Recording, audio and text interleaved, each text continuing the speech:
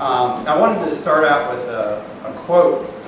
Our interests are best served by recognizing and nurturing the interests of others at the same time.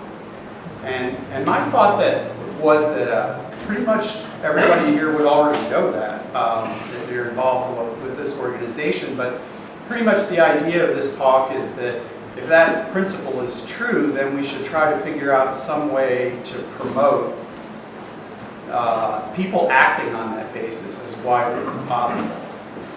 And it seems that it works because we're, well, you say wired, but it is, the human mind is structured in such a way that we get the deepest sort of satisfaction or sense of fulfillment out of helping others. It just seems to be the way we are.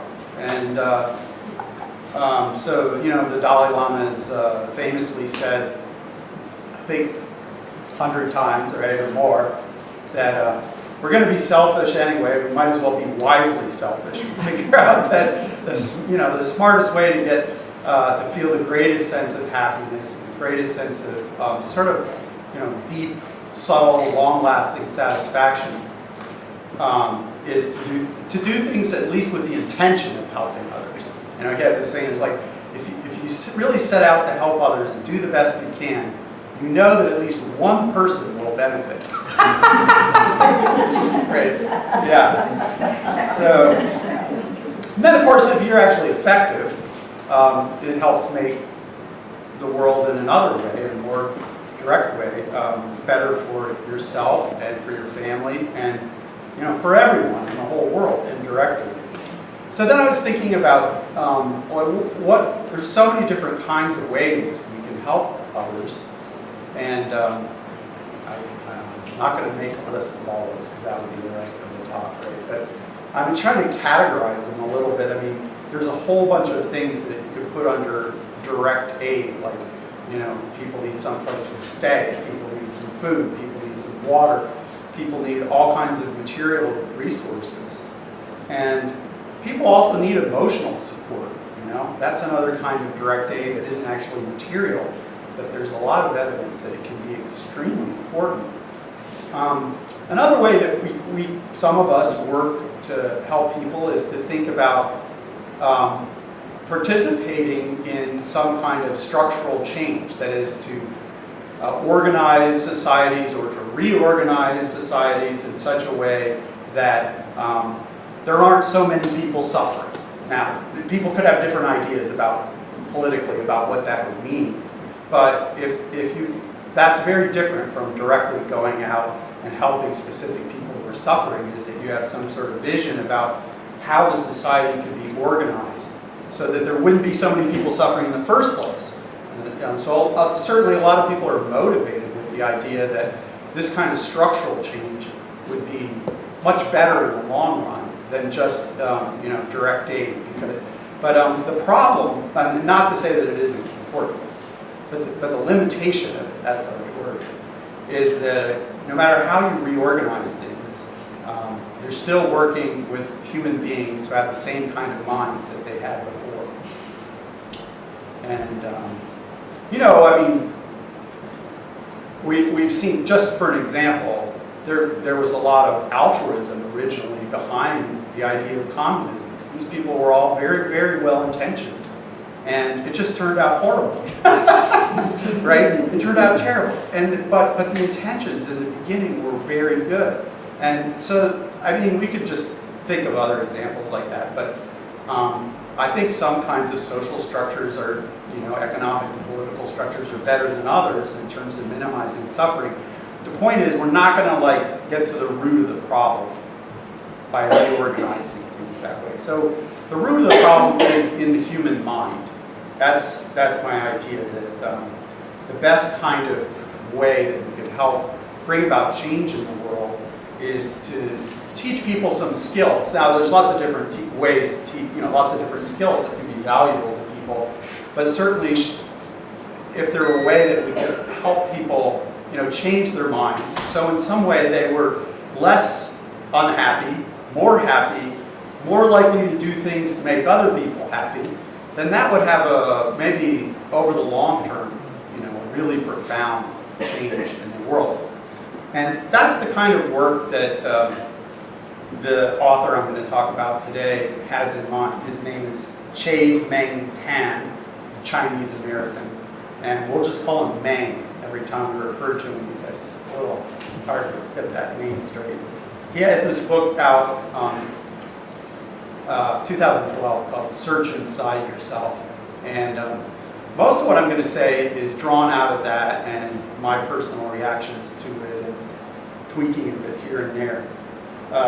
Meng was hired as a software engineer at Google. He was their 104th employee, which is maybe, I don't know if that's the ground floor. That's just above the ground floor, pretty close to the ground floor. Okay, so he was one of the really early software engineers that helped get Google going.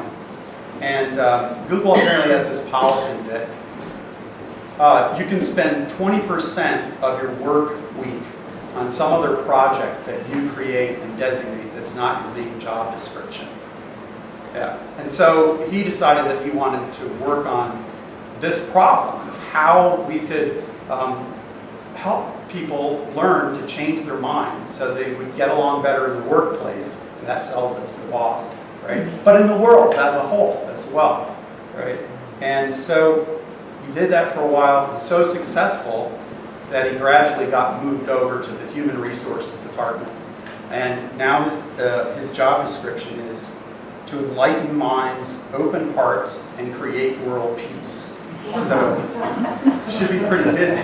But, I don't know, so I'm gonna let my inner cynic out at this point, like, maybe this is confessional.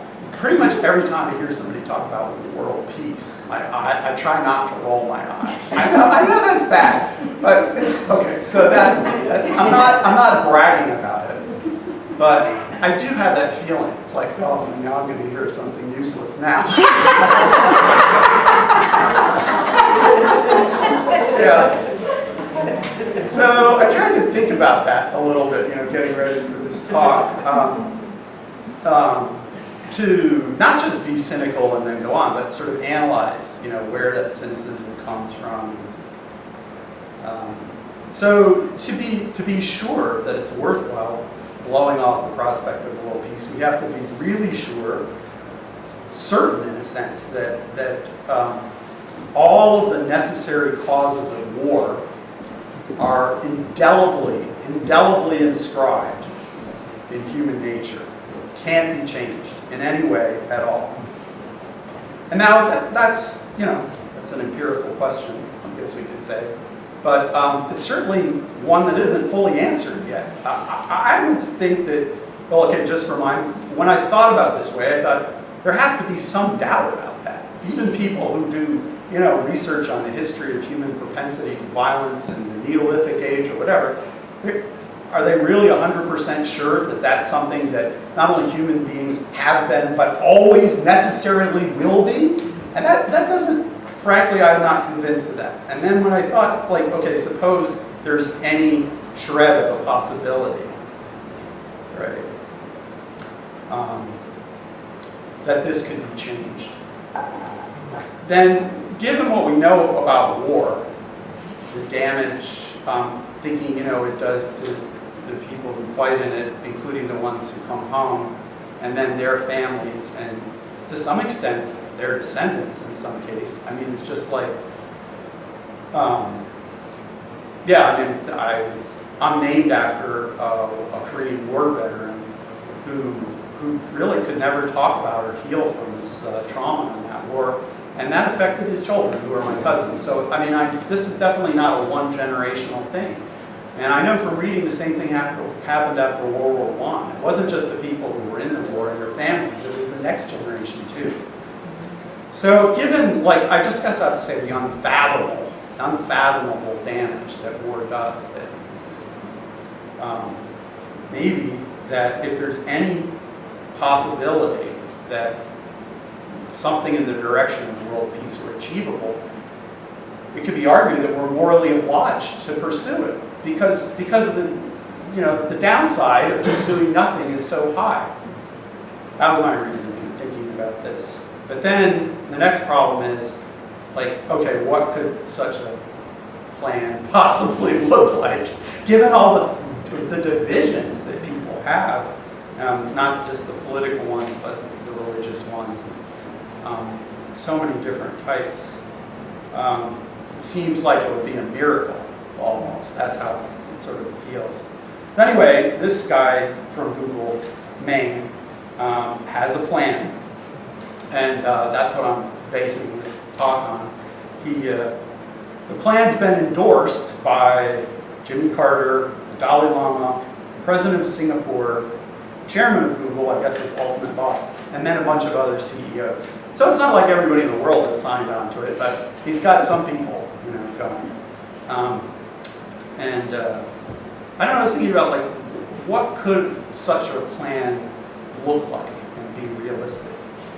And it occurred to me that in the general picture of that question, the Dalai Lama has already written a book on that in 2011, the year before, called Beyond Religion, which is a book not about religion, but about how we could possibly work toward world peace by creating some kind of ethic that transcended any kind of religious differences, that was based on our commonality as human beings, not our commonality of accepting this scripture or that scripture or not believing in any God at all. Okay? It seems like a good insight. Yeah, a little book on that. So it seems to me that if there were going to be such an ethic, it'd have to work around somehow going up with the idea of helping people, like training. It's not going to be like a magic wand. It has to be like through some kind of education or training, get people to train their minds in a different way. And that's what Meng has outlined. It's a very goofy, sort of funny book, and at the same time, it's extremely serious. He really has in mind that his job is to try to create world peace. And his ideas aren't crazy. The core idea, before we get to the specifics of how this could work, is that the knowledge model that is most widely accepted across other differences, and he thinks, due to its effectiveness, will gradually become more and more and more widely accepted, is science. I mean, now I know that not everybody's signed on to that fully yet, but if you think about, like, well, what are people going to accept? It's like, well, science got us a smallpox vaccine, and now people don't die of smallpox, and science, got us antibiotics. And before then, everybody died in their 30s, every time they got an infection or something. So, yeah, it has some positive things going for it. And so I think that if science, not religion, could show that some kinds of practices actually can make people happier and more peaceful, then such practices should be, and I hope will be, widely promulgated, maybe ultimately globally, because people like peace and happiness. Generally, I guess that's my view of human nature coming through. So anyway, it seems that science is starting to find some practices. I think a lot more has to be done on this. The research is probably, even though there are lots of studies, it's, I don't know if infancy is right, it's the toddler phase of research on mind training. But the evidence is starting to pile up that there are certain things that help, and not revelation-based, lab-based, research-based. And a lot of these ideas that are already in use to some extent in the current Western mental health practice is one of the things that we'll talk about a little bit is using attention training to become aware of different feelings in your body, and that this is like a practice that's taught to at least some clients by half or more of the mental health professionals in the United States already. So it has a foothold in our healthcare system already, these kinds of ideas. So the idea, I think, here would be to spread this more and more widely, maybe adapt it to different cultures as it spreads so that people will be comfortable with it. So mind is the source of violence and war and the source of peace. That's the basic idea here. The idea is like, some structures of society can be better or worse, but the basic source is the mind, or if you could say the brain, depending on what your view of the world is, right? And the brain/mind is trainable, much more than we used to think. It's not just like a fixed empty container that you can either put stuff in or not. You can actually reorganize it. It's not the easiest thing in the world, but people can reorganize. What different parts of their brain are more active, and which ones are have more cells recruited into working on their functions. And that's called neuroplasticity. It means that the nerves in our brain are not locked in. They can be molded. And so if they can be molded, if we can do something to mold our brains in such a way that our minds are more oriented towards peace and happiness, then it seems like that's the way we want to go. So this is what Meng is proposing, is sort of a 3-point training system, mind training system, which starts with attention training. I'll talk about that. And then 2, emotional intelligence. And then 3, some mental skills that you build. And I'm going to talk about all 3 of those. The first thing is to talk about attention. Being able to pay attention. Like, most of you have paid attention to most of what I've said so far. But you wouldn't have been if you were 3 years old, right? So we've already learned to some extent that when our mind starts to wander, to notice that it's wandering and pull it back. We all have that skill to some extent, and to a much greater extent than we did when we were under 10, say. So, William James, who's I was considering whether he might be considered the first American super genius. But I don't know. I'm just making a nomination. Who knows? But he's so big in psychology, philosophy, and religion, right? And he's American. He's not Austrian, right, or something like that. So William James said, "The faculty of voluntarily bringing back a wandering attention again and again is the very root of judgment, character, and will. And an education which would improve this faculty would be the very best type of education." Wow, what a great quote. William James didn't say, pour lots of knowledge into them. He said, the basic thing you have to teach people is to their attention's going to wander. You have to teach them to catch their wandering attention and bring it back, bring it back, bring it back. That's it. It's like reps, building mind muscles. So that's what we're going to start with. I think of it as building an introspective microscope or an internal microscope. If you get, we all can pay attention to some degree about what's going on with us. Some of us better than others, right?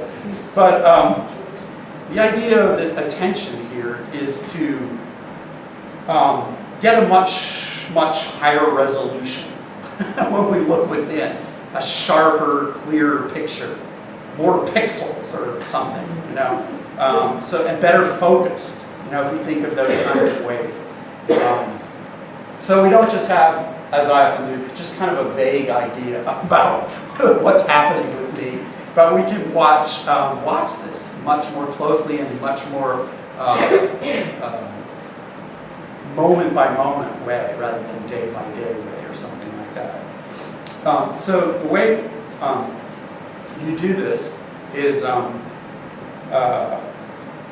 First, you sit in some sort of stable position that doesn't make you sleepy. That's just it. That's pretty much the whole instruction right there. You guys are doing pretty well. So you can try to train your attention while you're lying on the bed, but unless you're really, really, really wide awake, you won't be for long. This is my experience anyway. So some kind of stable position where you're not likely to fall asleep. And then you pick something, you form an intention to focus your mind, direct your attention persistently to some object of experience. Now, it doesn't really matter. I had a friend when I was in grad school who focused his attention, trained his mind to stay focused on a rugby ball. But he didn't actually look at the rugby ball. He was obsessed with rugby. So he'd seen the rugby ball thousands of times, and he could just close his eyes, and he could picture this rugby ball very, very sharply in his mind. And so then he would just rest his mind on the rugby ball, and then when he noticed it wasn't on the rugby ball, he put it back. And that was the practice. That's the practice here.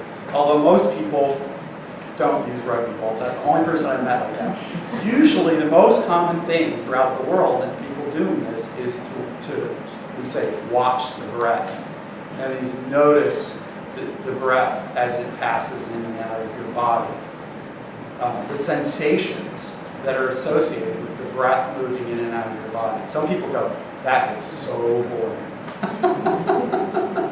But I mean, sometimes boredom arises when you do it. Lots of different things arise, and you watch them, right? One of the things I've found is that when you're faced with difficult emotions and difficult situations, if you've already practiced this, it gives you kind of like a refuge inside your own mind, that you can turn because you practice attention to your breath. It's always there. You can just like go back to it, and it tends to calm you, stabilize your mind. So it doesn't have to be your breath. It could be, and then for breath, people could focus their attention on different parts of their body. Like some people follow their abdomen rising and falling. And I gather that some people's faces are such that they follow their breath by feeling the breath go past their upper lip in and out of their nostrils.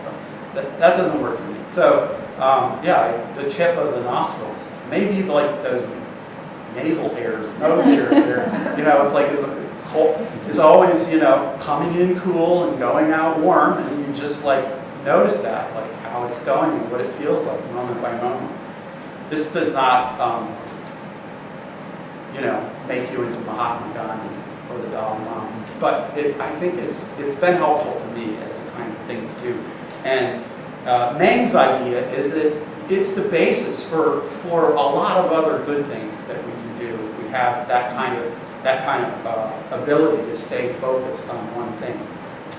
And of course, when you try to do this, the first thing you find out is that you can't. Because about 3 seconds in, you start thinking about, oh, I'm going to be really great at this, or I'm so terrible at this, or this is so stupid, or I wonder what's for lunch, or gosh, that movie last night was great. And so what do? Do you say, oh, I'm terrible at this, I should try golf? No, you just notice that as soon as you can, that your mind is wandering, just like William James said, and get an education in bringing your attention back, right? And then what happens? It goes away again, it drifts off, It's like, well, I already told you to stay here, and then it's like, oh, not that. So, sometimes after that happens 100 times, people can be a little frustrated. They can be mad at themselves and discouraged, and so you have to think about it as like, Americans, generally speaking, are very into physical training, right? We don't just go to the gym, work 110% one day and then we're Charles Atlas, right? I tried so hard and it's just not working for me. My biceps are still not pumping up. What's with this? And it's like this, you know. Of course, we're all bad at it at first. You have to be persistent over time. That's what training means, you know. Not to try hard, really, for 1 week. Okay? You have to keep going. So, in as much as that's the case, we have to have a certain kind of gentleness with ourselves. Like, we expect to fail and then try again, and expect to fail and try again. And just think that every time you try again, your will is getting stronger. You know, your ability to catch yourself drifting off the object is getting stronger. Maybe you can catch yourself. You can make a game out of it and say, like, you know, of course I'm going to be distracted, but how quickly can I catch myself being distracted? Or how long can I go before I get distracted? You know? It's like a video game, except it's inside your head. So I was thinking of it like training a kitten. I haven't actually trained a kitten, so maybe I'm wrong. But you know, like housebreaking a cat, and a little kitten, right? It doesn't know anything about litter box or anything. So you give it some water, and then you pick it up and you put it in the litter box, and it looks around like, huh? And then it jumps out and sprinkles all those little things all over the floor.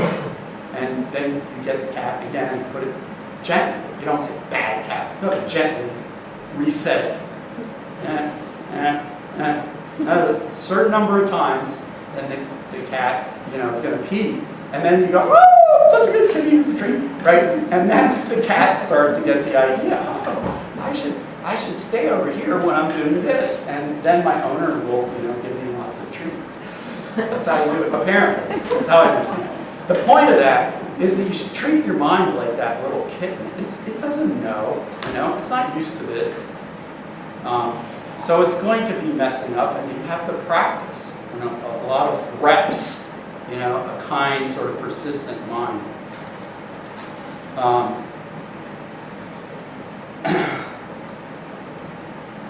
So if you can develop, think of this as like by sharpening your attention, by training your mind so that it can stay focused in a clear way on the object where you've set it, say your breath, for a reasonable amount of time, whatever you think that is, you know. The longer the better, but like, let's not be unrealistic, you know. Just for the sake, let's see, if you could keep your mind on your breath for a whole minute without being distracted, that would be very good, right? And you would have built yourself a home introspective microscope. Now, it would, when you start using it to watch stuff, it will, the batteries will run out pretty quickly. But then you just charge it up again by resetting on your breath again. So the question is here, so we built an introspective microscope. It's really good for watching our nostril hairs get warm and cold. What's the point of that? How's a little piece of ice now? Well, it doesn't. That's step one. It's a good start because now you have a tool, but you haven't done anything useful with it yet. Actually, you can do a lot of things with this. Improved concentration can be used in a lot of different ways. It doesn't necessarily make you a better person per se. It's like having a microscope or a ray gun or something. You know what I'm saying? It's like if you use a laser. So what are we going to use it for? We're going to investigate what's going on inside our own mind-body. Like, I don't know. I was going to say body, but then it's like, our awareness extends through our whole body. So when I say awareness of my body, I really mean awareness of the sensations that arise in association with my body. We have all different kinds of sensations that arise in different parts of our body, right? And usually we ignore a lot of them because that's how we get our work done. Right? But this is like a time to tune in and see what's going on here with the back of your neck. You work all day, come on, God, why does my neck hurt so much? Well, I wasn't paying attention to what I was doing with it all day. Every time the boss said something new to me, I just held it in my neck because I couldn't talk back. So, you can start using your introspective microscope to to scan through your body, part by part. You know, people say it's good to start with your head and just like stay with that for a while. See what you feel or don't feel in the area of your head, and then go down to your neck and your shoulders, like slowly, you know, part by part, you know, and then to your back, which is always a big one for, well, not always, but for a lot of people, it's a really good one. They're holding a lot of, you know, pain associated with their life in one way or another in the back. And then the front, you know, like what do we feel in our gut, right? Is there a hollow feeling there, you know, just or not, you know, what do you feel there, right? And then what do you feel through the lower half of your body, like what do you feel in your feet is a good one for me. So you scan, that's called body scanning. It's like a common technique nowadays that people, you know, use to what do you say, get people in touch with themselves. and you know, this self here, like, you know, not a self that we imagine somewhere, but you know, this space of sensation right here, what's happening in it. You know, the next thing to do is, you know, try to notice if you know, and this, you have to have your attention focused first, and then open it up and see if you can notice any emotions. Some people have told me that they think that emotions basically manifest as sensations in the body, and then we label them as emotions insofar as there's some narrative that we associate. I mean, if you think about it, it's like emotions don't necessarily arise in the same way sensations do, but how do we feel them? You feel them, you know, like you feel sick in the pit of our stomach or something like that. And that's it. And we say, oh, that must be because my mother just died. And so I'm sick with sadness. But what did you actually feel to start with? Was something in your stomach? Yeah. Anyway, that was something that I'd gone most of my life without having ever thought about before. I thought I would pass it on. That, you know, when we feel an emotion, what is it that we're actually noticing? I think it's some kind of sensation in some part of our body. Anyway, so if you watch for emotions, it's like irritation, like maybe you're not really angry at anybody, but you can detect a minor peeve getting started, right? And it's like, so that's something, you know, notice it, right? Is when you're feeling some tightness or looseness, you know, some lightness or heaviness, hot or cold, or hollow or full. What kinds of sensations do you know, detect in various parts of the body? How do they seem to be associated with emotions? I think that's what, you know, we want to explore with the microscope, is to understand our own emotional life. Why? Because remember the big picture, we're trying to create world peace. And it depends on the negative side, on the pro-war side. It depends on hate and anger. And if we don't even know that we're having these emotions, then, you know, and we're just like, well, I'm shooting because they're evil, and I didn't even notice, you know, what was going on in here, then we don't even have a chance to decide not to shoot. But if we can, like, notice our own emotions as they're arising, then we get a chance to decide where they're coming from, what we want to do, what they tell us, what we want to do with them. You know? It's really important. So, of course, when you start to do this, when I start to do this, I get distracted. So you have to go back to, like, your object, whatever, or your breath, or whatever it is, and like recharge the batteries on your microscope. Unless you're like some great yogi, the batteries always run down. In some people, they last a little longer than others. But you can't just like go off, and then pretty soon, you know, you're not like doing the work anymore. First, so you have to keep the microscope charged up by periodically recharging it and then going back to the observation of the experience. So you want to say anger is a really good one, because of course it relates to our problem here, you know, and also I get angry and have some familiarity with it. So, you know, you can, like, you know, before, sometimes we just find ourselves doing something, saying something mean, even before we've noticed we're angry. We have to stop that. We shouldn't do that. We should get better with our microscope. Should at least give us the chance what curse words to use.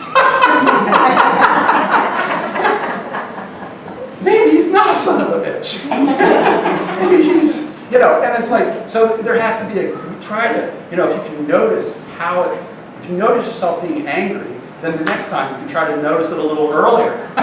Notice a little sooner. Notice how it seems to start when it's like growing crops, right? There's like a time when it's really, really small, right? If you could catch it when it's just coming up like that, it's a lot easier to deal with when things all set in with the roots and so forth. So I think that's a way to think about it, This kind of training of attention helps you to focus and direct it toward your emotions. Notice how they're arising much sooner. And then they free you to make, your own choices about what you want to do instead of just feeling like you're driven by it. So one person, it's actually not named, but another person's working in the same area named Tara Brock. She has a cool little acronym. I think it's better than the acronyms that Meng has because it's easy to remember. RAIN, R-A-I-N. So this is a way to remember what you're doing with your attention. You recognize what's happening here. Sometimes that could mean labeling it, like actually saying anger. It's not out loud, but into yourself. That's labeling. But if you get it, it's good at labeling what's happening. You don't necessarily have to say the word. You can just notice, that anger is arising without internally saying the word. But you have to recognize, first of all, what's going on. And then, unless it's like immediately propelling you to harm, you want to allow it to be there, like not immediately suppress it. This is my advice, and Tara Brock's advice anyway. Because you want to learn something about this. This is a lab. We're investigating our minds, and a specimen has arrived. I'm serious. I've had this feeling, like, doing this kind of attention, and then, my back or my knee begins to hurt, and I'm saying, oh, that's a good object. I'm going to see what that's like. Oh, an itch. These are really easy things, right, compared to, my rage at my parent or something like that. But, itch is a really easy place to start, because it's like, how did watch the itch start? How long is it? Is it pulsating? Does it feel hot? Is it twitching? Is it, oh wait, now it's gone. No, it's back again. And it's like, and then you find out, for one thing, that an itch is not like just one solid single thing that will be there forever and you will die of it unless you scratch. Which I mean, we don't actively think that, but it's sort of like in the back of our minds. We're hungry, gotta eat. Itch, must scratch. It's just like automatically. So we learn something, by watching these things. And then investigate. That's I-R-A-I. Investigate. Like, be curious in the science lab of your mind. How is it starting? How does it pass away? I like to figure out, like, what is it trying to push me to do? So I won't do it unwittingly. Where is this trying to drive me? Like you're in you say, oh, there's a lot of white water down there rushing along, and where is it heading? Right? And sometimes people like to also kind of, subtly investigate where the anger is coming from. Well, that's a little dicey, though, because then that could lead you to get even madder at the person that you think is the cause of it, right? So that's investigate. Recognize that what emotion is arising. Allow it to be there. Investigate what its nature is, how it's arising and changing, what it's trying to push us toward. And then, crucially, don't identify with it. He says non-identification. That's the N, right? Don't say that this is, I am angry, and now I've found it out thanks to these intentional training techniques. I didn't even know I am angry. Now I know I'm angry. That's not it. You're not your emotions. You say, I'm noticing anger. instead of I am anger. Anger is arising, you know. There's a mental event that is transpiring in which I am able to observe, you know, that I can identify as anger. That means, you know, there's you and there's your anger, and there's going to be a negotiation over, you know, whether you're going to do what the anger wants or not. Instead of just you are your anger, and of course you would automatically do it. Yeah, one of these guys, Mingyur Rinpoche, I'll say something a little bit briefly more about him later, but he had this example of the white water. You know, it's like their emotions are like just white water rushing, and they drive us along. And when you do this kind of practice, and you know, you gain this kind of attention and awareness, and then non-identification, it's like you're hovering above the rapids, and you're watching them. You can see their force, you can see their direction, right? But you're not embedded in it. You're not being carried along by it. Yeah, I think that's a really powerful image. That's exactly what it's like.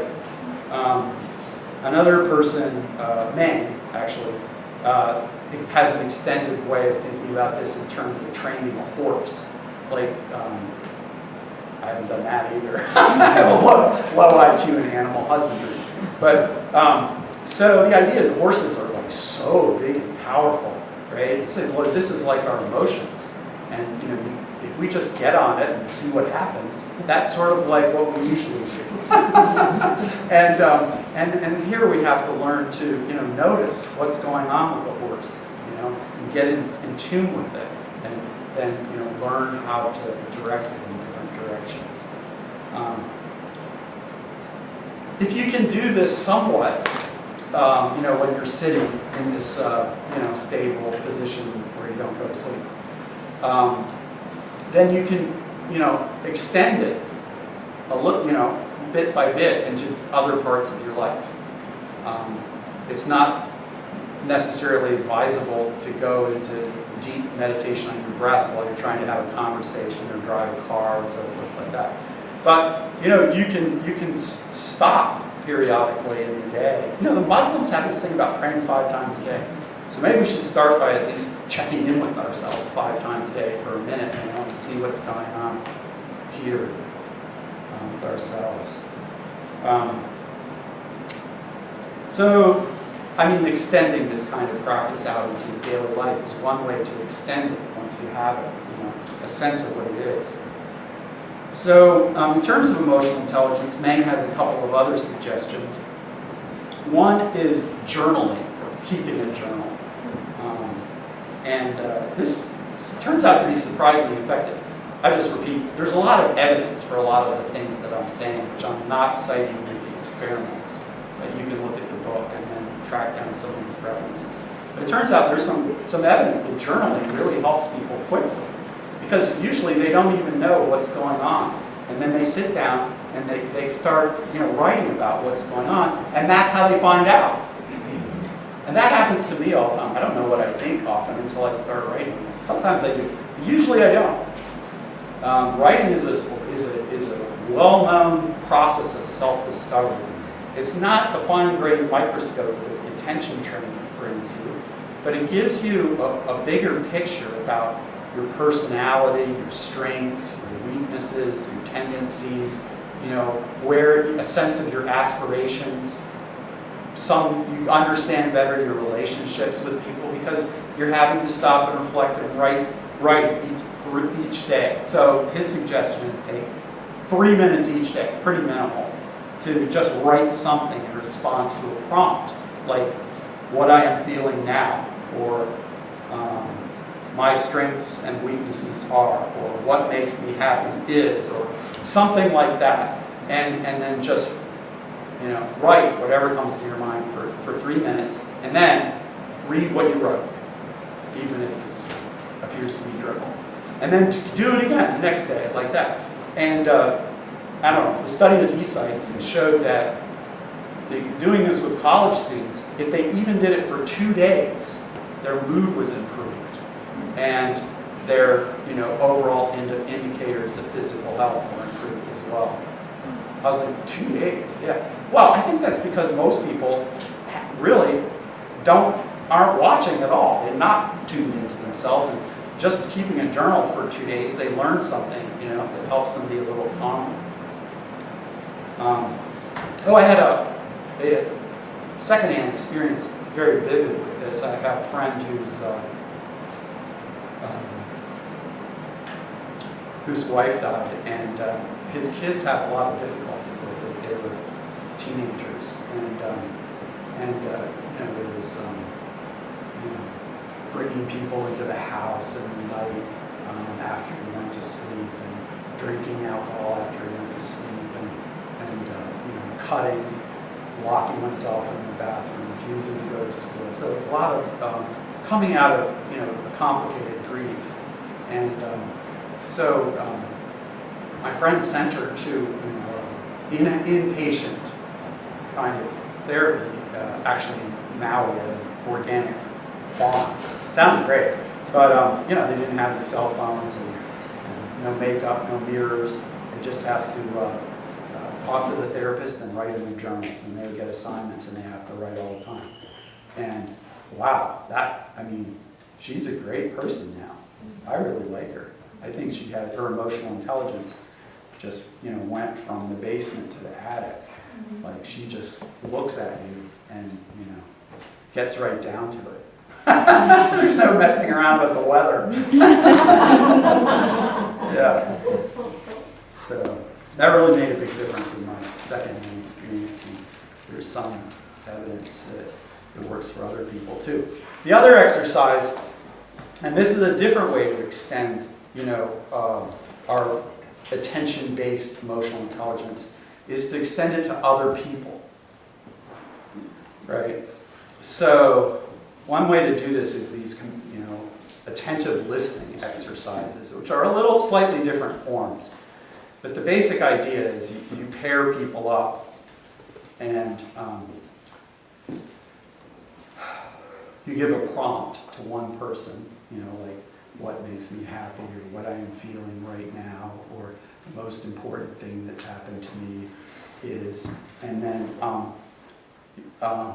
one person just has the floor in that that pair for 3 minutes. And if they run out of things to say, then it's just silence. And then maybe they'll find something else that was wanting to be said but hadn't come out. So the listener uses their attention to direct it at the other person. It gives them their full attention. Someone, now I forgot who said that attention is the best gift we can give people, because and it's so true. If you just watch how normal, ordinary people that you meet in church or whatever, they don't listen to each other. As soon as somebody starts talking, something that person says reminds the other person of something they wanted to say, and they start saying it. I'm talking about myself, probably. They start saying it before the other person finishes, because it's just got to come out. And so yeah, just actually listening is really unusual. Put it that way. And there's different things about the listener side. One thing is that at the end of the 3 minutes, the listener should repeat back and summarize what they heard, with the idea being that the person will get a feeling of having really been heard at a deep level. But some people say that during the exercise, the listener should give no cues whatsoever, which is really difficult. You can't go or raise your eyebrows, or it's really hard. So then Meng says that you can give small cues, but they should be non-directive. Like you can make some very subtle indication that you're hearing the person in a normal social way, but not guiding the conversation in a certain direction. I think that's the problem. It's hard to not guide the conversation as soon as you... But on the other hand, if you're just sitting there stony-faced, it seems so unnatural. Anyway, those are both kinds of ways to do this, and they have the same basic principle in that this really unusual situation of having one person's attention fully focused on what's coming out of the heart of another person without piping up about what they've got to say about it. Yeah.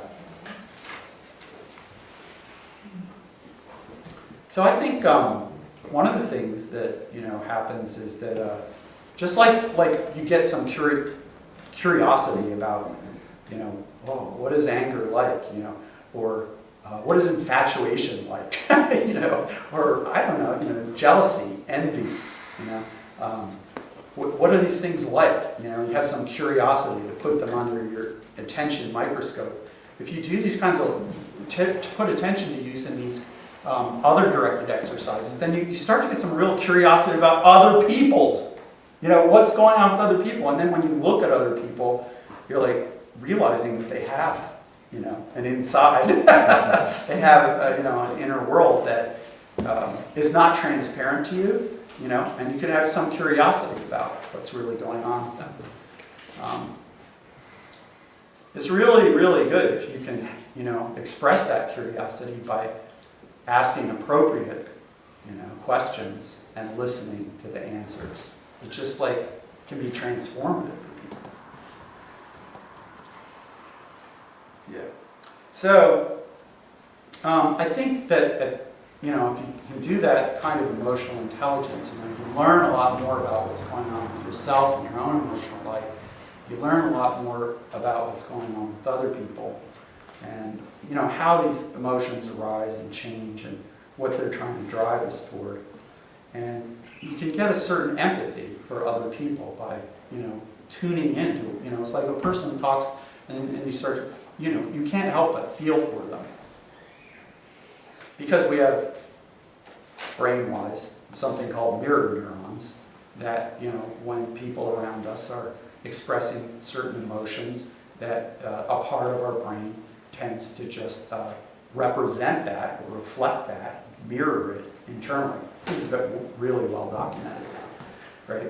So this gives rise to that we're at a small level already feeling what the other person's feeling, as we're watching them feel it. And so you can that empathy, of course, is really crucial for the last step here, which is developing a mental skill. Up to now, we've just been sharpening our microscope and then seeing what we can see with it. And the last step here is to, construct it, to use what you have so far to build a specific positive thing. And Meng's book, the last half of it, most of it, lots of it is about application of this kind of emotional awareness in the business setting, which I'm not going to talk about, but it's really, interesting, especially if you go to any kind of office, learn about, the relationship between email and, anger is well known to pretty much all of us that probably hit send at the wrong moment, right? So, anyway, before the sacred pause. So, what you want to do is try to figure out if you can extend or broaden this kind of empathy, intensify it and extend it, as much as possible. Now, here's a quote from a great teacher that I want to read you.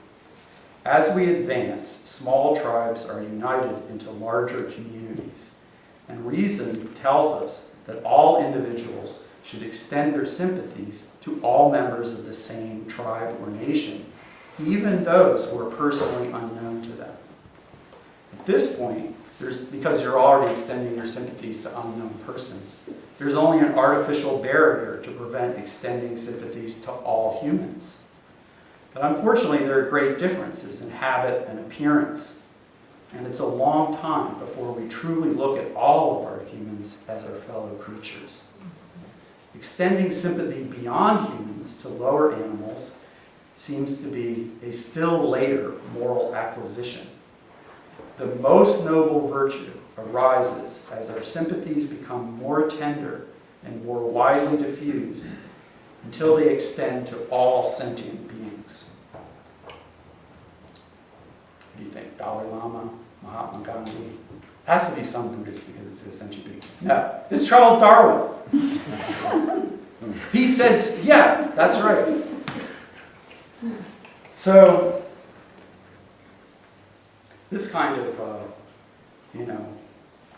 practice that would, of cultivating love or kindness or compassion, I see it as being kind of like a, individualized, accelerated version of the moral evolution, that Darwin is talking about, right? So the way that I'll describe this exercise is in, 3 parts. First, you having settled your mind with your attention practice briefly, you take to mind the thought, may I be well. You can make up different versions of this, like the traditional one. You might say, may I have happiness and the cause of happiness. Personally, in the last year I've been doing this, may my mind be clear and calm and kind and focused. But maybe that doesn't work for you. But you develop some kind of self-care thing that you sort of say to yourself and try to develop a feeling that you are a lovable being and you at least care for yourself and want well for yourself. Now some people have a problem with that right there, right? But then that's what we need to be working on, right?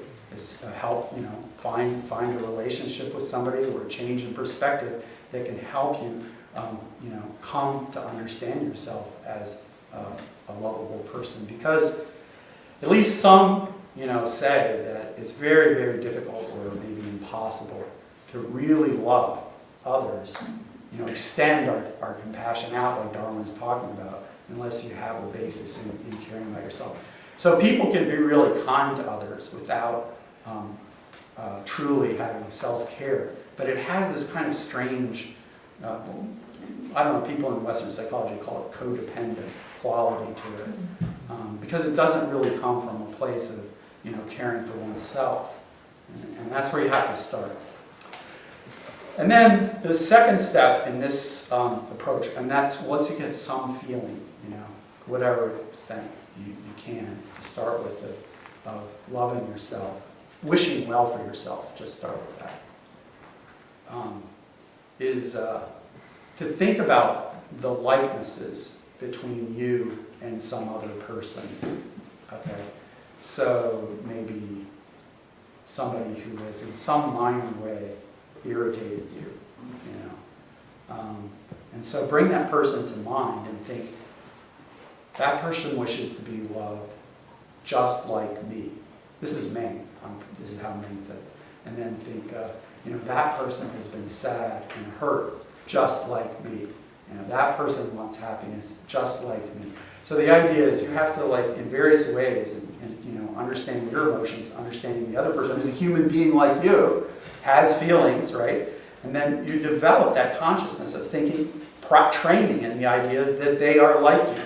This is extremely important in Meng's analysis because there's research that shows that this kind of natural empathy, mirror neuron thing that we're capable as human beings, that it's inhibited or actually totally blocked when we see the other person is not like us. And there's all kinds of different ways that can be done.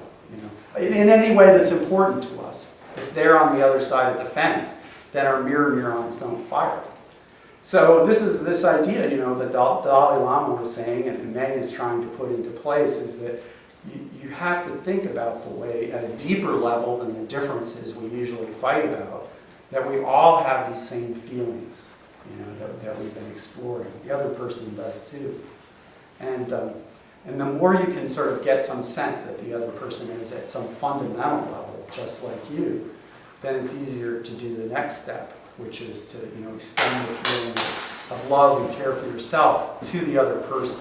You have this, maybe you've got a real feeling of love for this person here, who's feeling and sensing in this space, and then you want to sort of expand that bubble out to somebody else.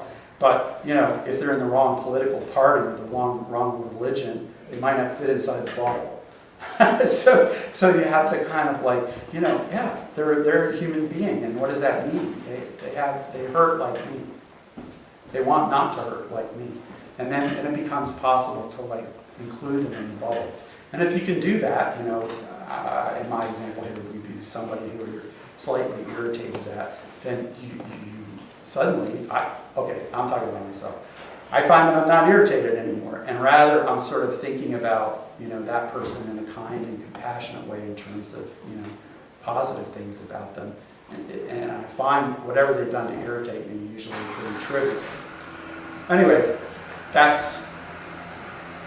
you then obviously, once you've extended to one person, then you keep going, like Darwin said, make the circle a little bit bigger and a little bit bigger, until, you include, say, as many as you want to include.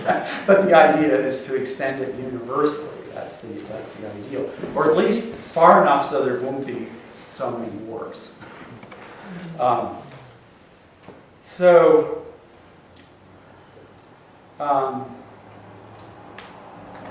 don't know. I just thought, I would share, not because that's what I mainly wanted to talk about, but that 7 months ago my wife died. We've been married for 28 years. And this was really hard for me. And so I had these various different kinds of practices to one extent or another established. And it was another kind of lab thing in a sense to see which kinds of things, which kinds of mind training were more helpful in that kind of shock grief sort of situation. And I think this mindfulness practice, focusing on the breath stabilizes the mind, and then you can become aware, not block out, not turn away, sort of open yourself up to, even though it's really painful, what's happening right there. And that's very powerful. Frankly, sometimes I found it unbearable. And then when I couldn't do that because it was unbearable, then I would do this love training, instead. And sort of it has this feeling of sort of just displacing the intense negative feelings with this. Now, if you haven't ever done any of these skills or trainings, and then you're hit with something really severe, it's not the optimal time to start. Not that you shouldn't, but it's not going to go as well. But if you have even a little bit of practice, it makes a difference. And if you have a lot of practice, it makes a big difference. Yeah. So, an example of that's not me. 2 guys, Matthieu Ricard and Mingyur Rinpoche. So supposedly, among the people who've been tested so far, these are the 2 happiest people in the world. But we know that not everybody's actually been tested. But what the testing involves is, going to a lab where you're put under fMRI, and then people watch what's going on, and then they look at the centers in the brain that are associated with happiness, and they figure out, oh, this person's really lighting up, right? And the 2 most lit up people that they've tested are Matthieu Ricard and this guy Mingyur Rinpoche. So in the West, including in Meng's book, Matthieu Ricard is sort of known as the happiest person in the world. But if you go to China, then people consider Mingyur Rinpoche to be the happiest person in the world. So it's a different world. But anyway, I don't know how they stack up against each other head to head in the happiness showdown, but no doubt it will be televised. So Meng, knowing that Matthieu Ricard was the happiest person in the world that he could easily go visit, went to him and asked him, what's the secret? He said, basically, when you're in there and you're making all these happiness things go off, what are you doing? You're meditating, you're doing something with your mind training. What are you thinking about then? And he said, compassion is the happiest state of mind. And that's the thing that, creates the greatest happiness for him subjectively and then objectively in terms of the neuroscientist's results. And then so Meng, being an engineer and that sort, he thought of the question, what's the second best? Which I would not have thought of that. And Matthieu Ricard right there with an answer. After compassion, the second best is a clear, open, mindful awareness. And so he's obviously very good at both of these things, well enough to be happy with the both of them and compare them, rate them against each other. So that's Meng's basic plan. I think the book's worth reading. It has full of like really goofy, corny, I don't know if there's any goofy and corny. It's in a space that's right there between goofy and corny jokes. And personally, it didn't click for me, that sense of humor at first, but then after a while, you know, you can get used to it. And there's the same thing with the cartoons. The book is full of all kinds of like just corny cartoons. And but it has this really important message that, you know, that this guy is super serious about. And he's got a lot of connections, you know, so I really hope that he can go somewhere with it. I mean, and where it seems to me most important is that, you know, because of us having a scientific basis, not an ideological basis, that this could be, you know, put into school systems and in an age-appropriate way, adapted, and also a culturally appropriate way, adapted, so that, you know, in my mind, I'm seeing, you know, children in Algeria doing it before they go to the mosque. I mean, do you understand what I'm saying? Like, people all around the world are human beings, and I don't know if, you know, training your mind the way I described necessarily violates the precepts of any religion. So that was the idea anyway, to try to say that maybe not everybody accepts science right now, but, you know, it's creeping up on them. and so this is the paradigm to work with, the model to work with in terms of trying to, you know, work toward world peace. And I think that's the direction it's taking us, is towards using scientifically proven techniques to train our minds to be more kind and more peaceful. Thanks.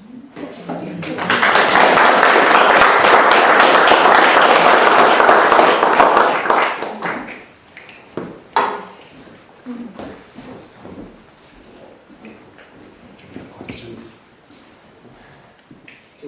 Do we have questions? Anybody? I was thinking we should have a question time. I was thinking. Is that okay? Yes. All right. Yeah. Does anybody have any questions or comments, criticisms, faults? I'm open to hearing the faults.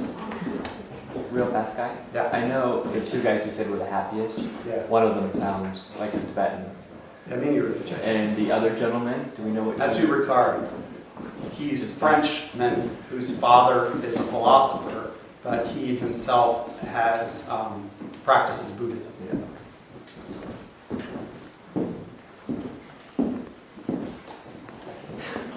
Don't be bashful, anybody got questions? Comments? Yes. I like the visual image of whitewater. Yeah, it really helped me a lot. I've done a lot of whitewater canoeing, Yeah. and I get you go and do people quite along. But I know that if there's a rock, there's a little whitewater, you can actually turn your boat, get behind that rock, and it's totally calm. Yeah, It exactly. gives you time to think. Yeah. Right. Yeah, that's good because Mingyur Rinpoche, not being a whitewater rafter, was probably just thinking the only way to deal with the situation is to get out of the water and hover above it. But if you actually know what you're doing, it's more like riding a horse, like how Meng's example is. You know, you can be really close with the feelings, but not driven by them. Yeah, I didn't think of that.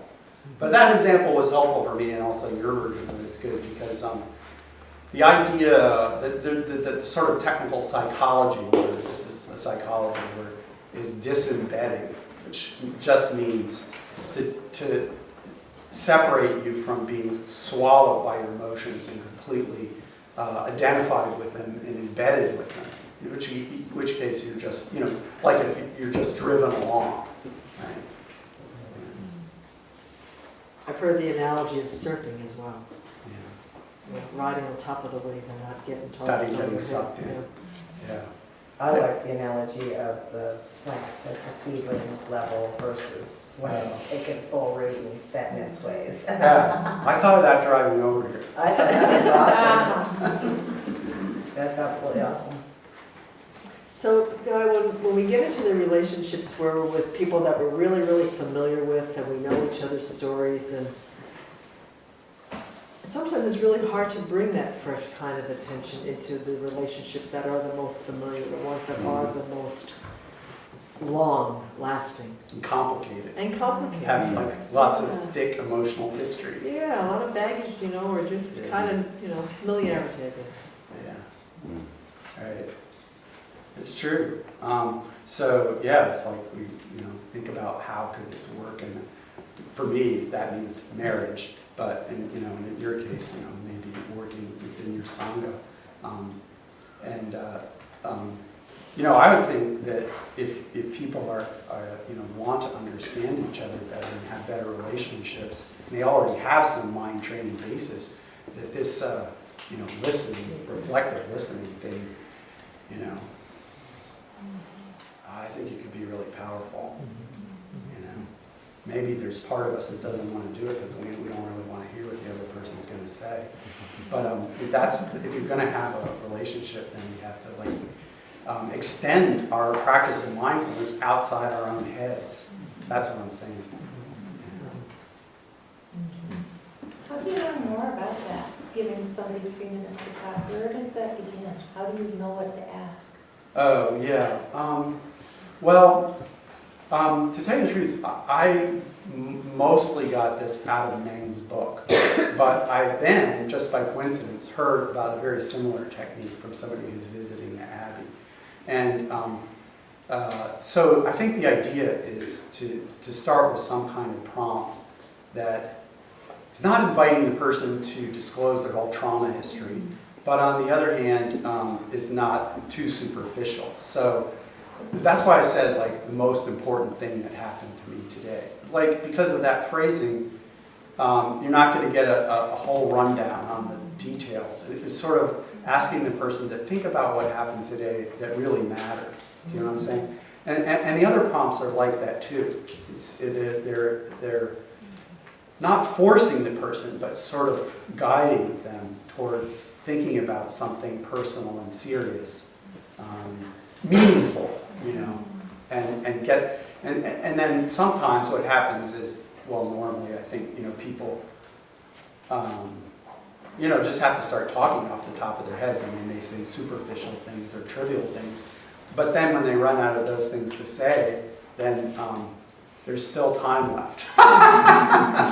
And then that silence is really strange because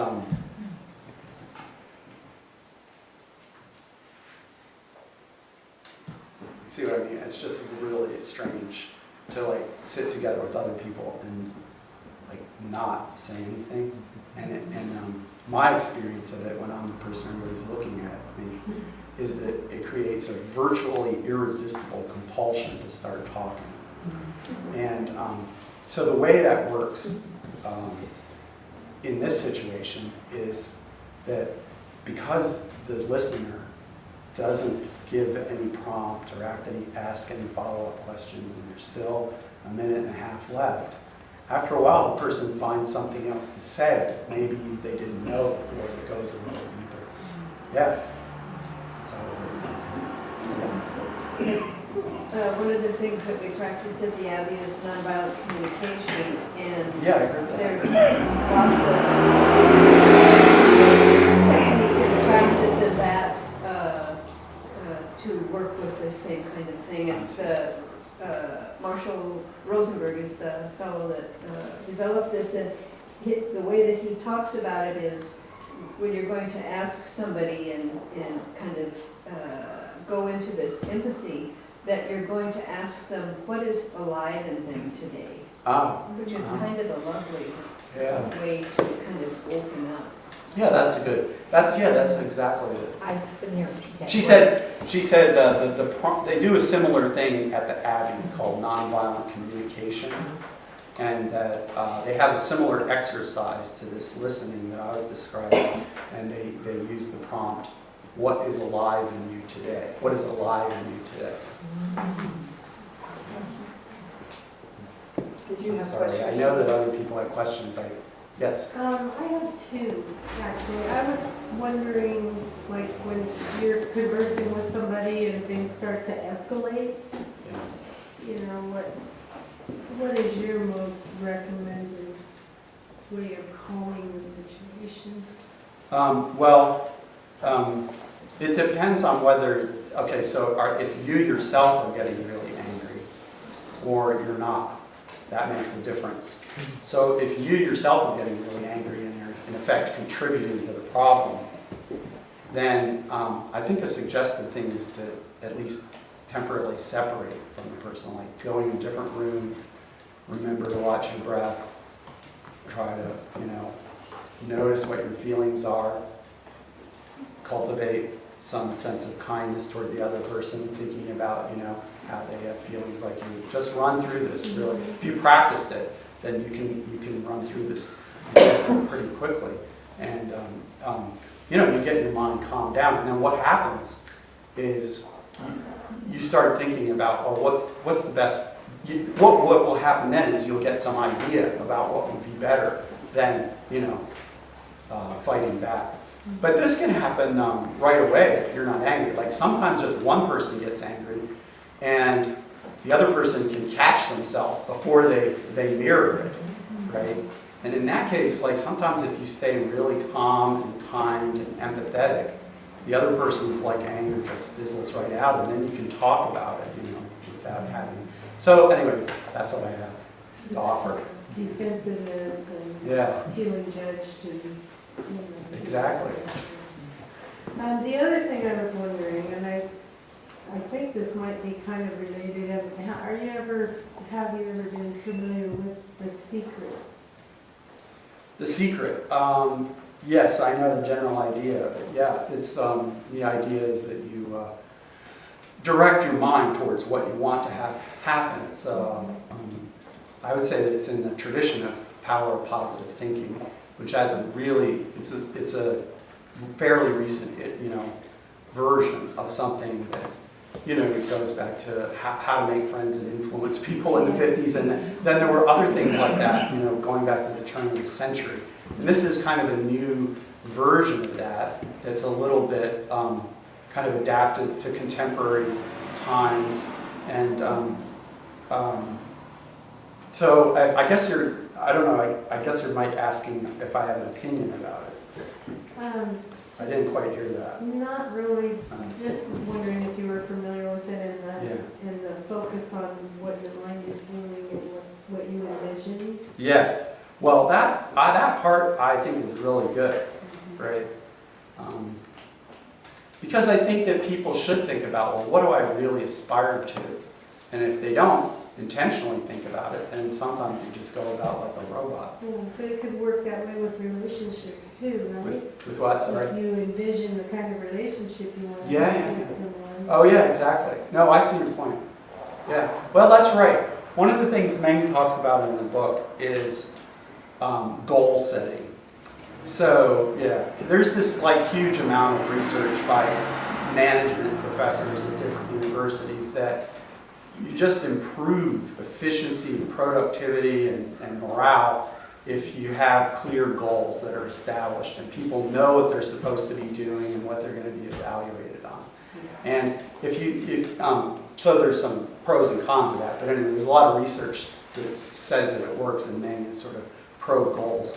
And you can see that how that would work in a relationship, that if you have an image in your mind of how you'd like to become, what you'd like it to become, then you could be intentional about taking certain actual actions in the world that could be like building blocks toward getting there. One of the things, and I think that, maybe that just happens spontaneously, but that was my concern about some people who read The Secret, was that they seemed to think that this would happen magically, which I don't believe. It doesn't? Well, maybe it does. Maybe it does for some people, not for me. Yeah. Yes, maybe my practices. I was Yeah. Hi. You talked about your talk being based on scientific research. Yeah. but it sounds to me like everything that you listed were spiritual practices. So I'm just wondering where you see spirituality fit into this science. Yeah, oh, that's a great question. Okay, so what we have here is something that has emerged out of the intersection of East and West, so to speak. The West brings to this communion table, say, some really powerful things. And for me, the scientific method is, high on that list.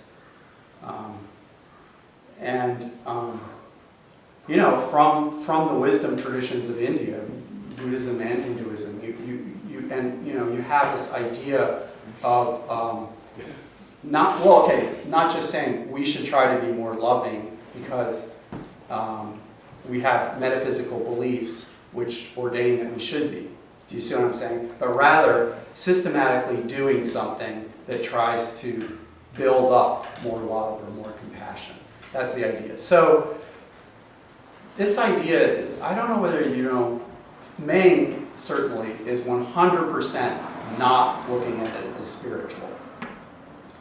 Now, and if you read the book, you'll see, I mean, he never talks about, things in any kind of religious framework. It's always in terms of this research shows that this will work, and this research shows that this is helpful.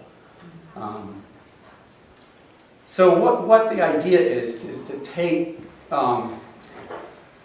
practices of training the mind that some of which, but not all of which, are based in various spiritual traditions, and rip them off.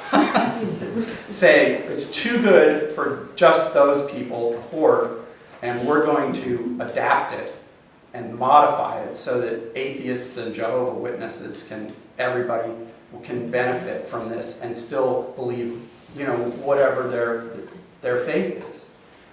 So that's Meng's idea. In some sense, it's the premise of the whole thing is that his wife is I found, if you read the back of the book really carefully, you can find out his wife is a very committed Christian. And he thanks her for introducing him to Jesus Christ. But you can't tell from reading the book as a whole exactly what, if any, faith he personally really has. His wife's Christian. He hangs out with some Buddhists. He goes around with engineers, obviously. He meets with a lot of psychologists and neurobiologists. And do you see what I'm saying? He's not really trying to push the agenda of any particular religion as I understand it. So a lot of the ideas about emotional awareness and emotional intelligence, they come out of the work of a psychologist named Daniel Goleman, that you may have heard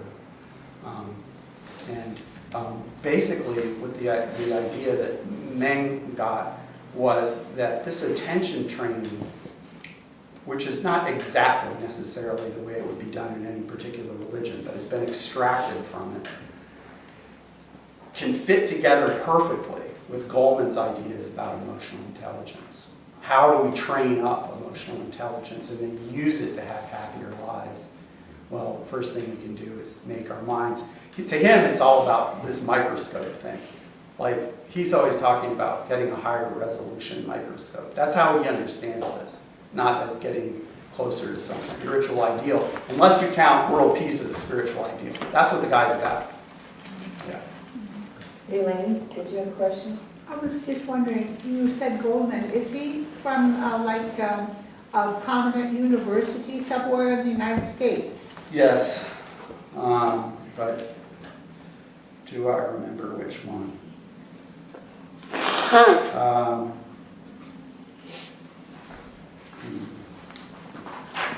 Well, anyway, it's a very prominent one. Harvard, it's one of those, yeah. I'm sorry, Daniel Goleman wrote the preface for the book, but he doesn't give his credentials in here. Oh, dear. I'm sorry. It's somewhere in the book, but I don't have it in my mind.